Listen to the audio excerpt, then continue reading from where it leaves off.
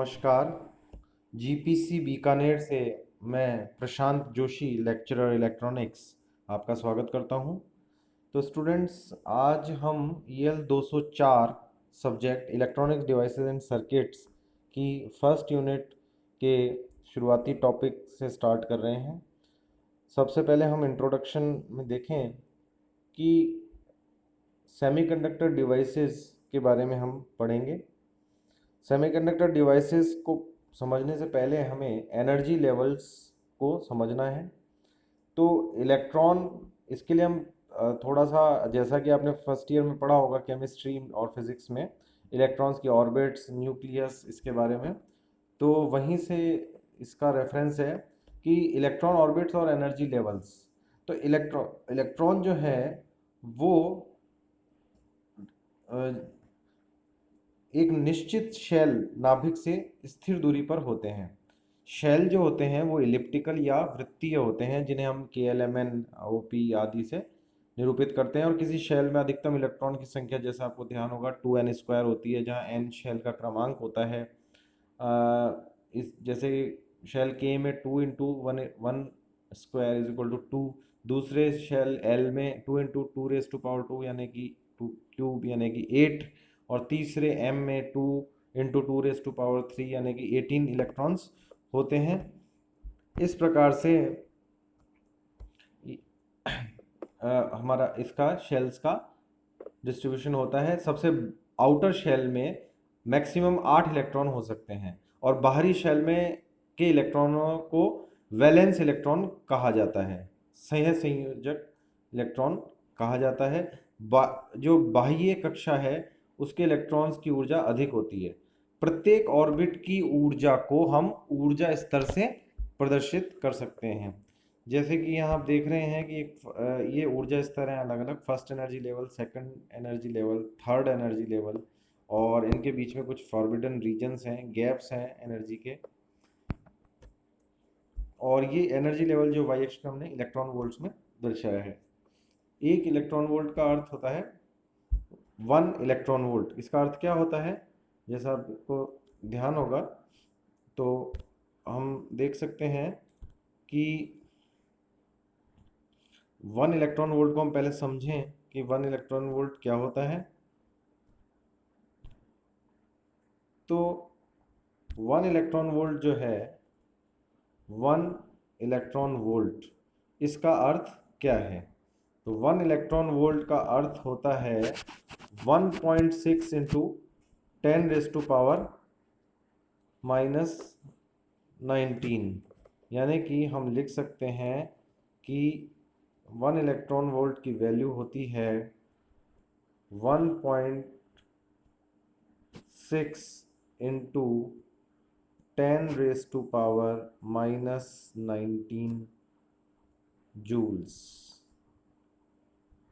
Joule.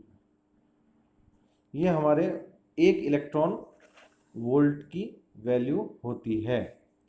तो अब प्रत्येक ऑर्बिट जो है वो ऊर्जा स्तर से प्रदर्शित किया जाता है, और ऊर्जा स्तर ऑर्बिट की त्रिज्या को प्रदर्शित करने का तरीका है। नाभिक के पास वाले ऑर्बिट के इलेक्ट्रॉन की ऊर्जा ज़्यादा व दूर वाले की कम होती है। ऊर्जा स्तर को हम इलेक्ट्रॉन वोल्ट में नाप रहे हैं। 1 इलेक्ट्रॉन वोल्ट की परिभाषा क्या है कि एक इलेक्ट्रॉन को 1 वोल्ट के विभवांतर में गतिमान करने के लिए, मूव करने के लिए जितनी ऊर्जा की आवश्यकता होती है उसे हम 1 इलेक्ट्रॉन वोल्ट कहते हैं। हर 2 क्षेत्रों में एक फॉरबिडन क्षेत्र होता है। फॉरबिडन गैप में कोई इलेक्ट्रॉन नहीं रह सकता, परंतु उसमें से गुजर जरूर सकता है। और पेरेंट एटम से जो अलग होने वाले इलेक्ट्रॉन को हम फ्री इलेक्ट्रॉन कहते हैं। तो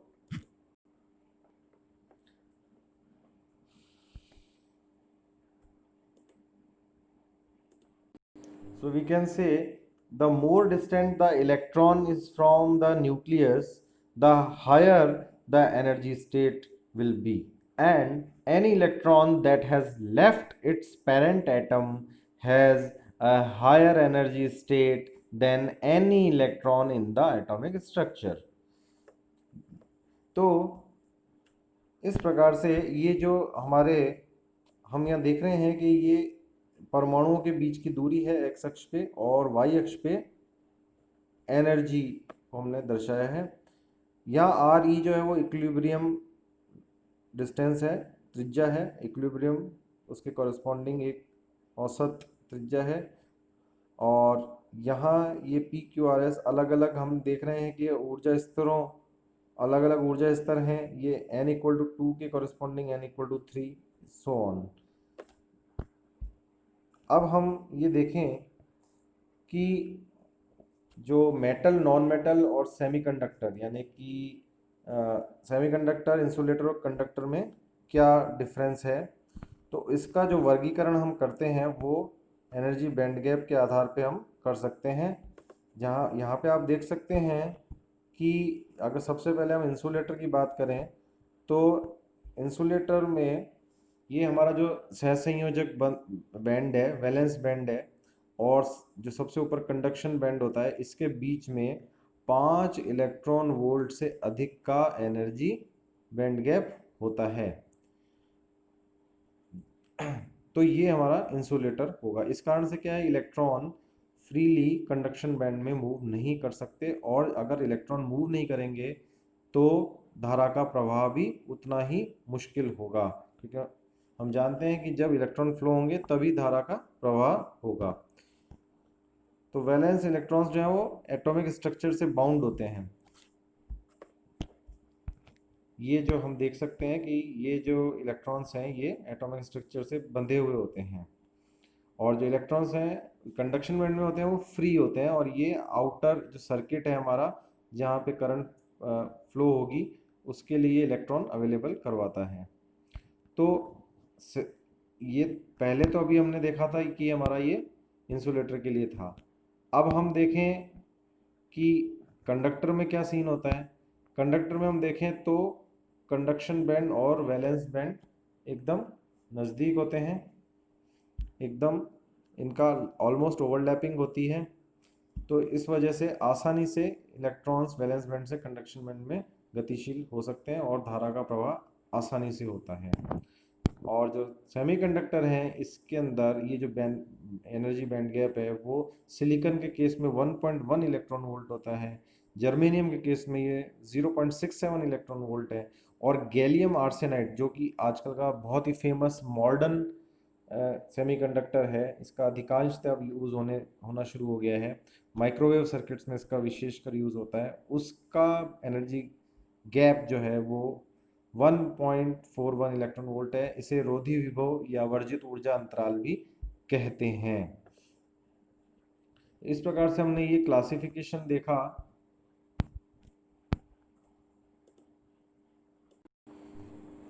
An increase in temperature of a semiconductor can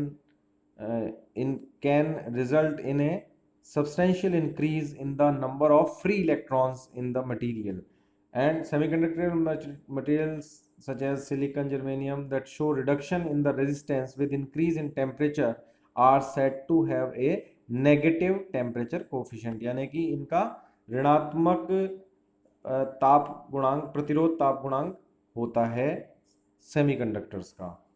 यानी कि धातुओं में तो हम देखते हैं कि जैसे जैसे टेम्परेचर बढ़ता है वैसे उनका रेजिस्टेंस बढ़ता है, जबकि इसमें विपरीत होता है, यानी कि टेम्परेचर बढ़ाने पर रेजिस्टेंस कम होता है।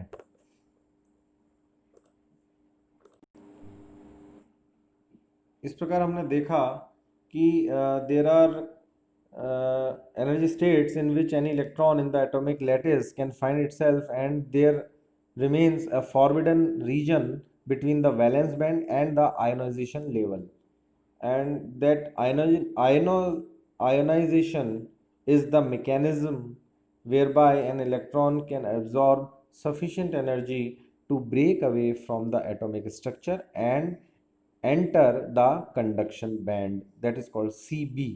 शॉर्ट में हम कंडक्शन बैंड को CB बोलते हैं। You can note that energy related with each electron is in electron volt। Now हम ये देखें, इस चित्र की सहायता से भी हम इसे इस तरह से भी निरूपित कर सकते हैं, वैलेंस बैंड और कंडक्शन बैंड और उनके बीच में ये फॉरबिडन वर्जित फॉरबिडन रीजन यानी वर्जित ऊर्जा अंतराल है, जो सेमीकंडक्टर केस में 1 इलेक्ट्रॉन वोल्ट के लगभग है। और ये हमारा कंडक्टर है, उसमें ऑलमोस्ट ओवरलैप हुआ है। ये इंडिविजुअल हम इसी चीज़ को हमने देखा। अब हम ये देखें कि एक इंट्रिंसिक जो सेमीकंडक्टर होता है उसका स्ट्रक्चर कैसा होता है।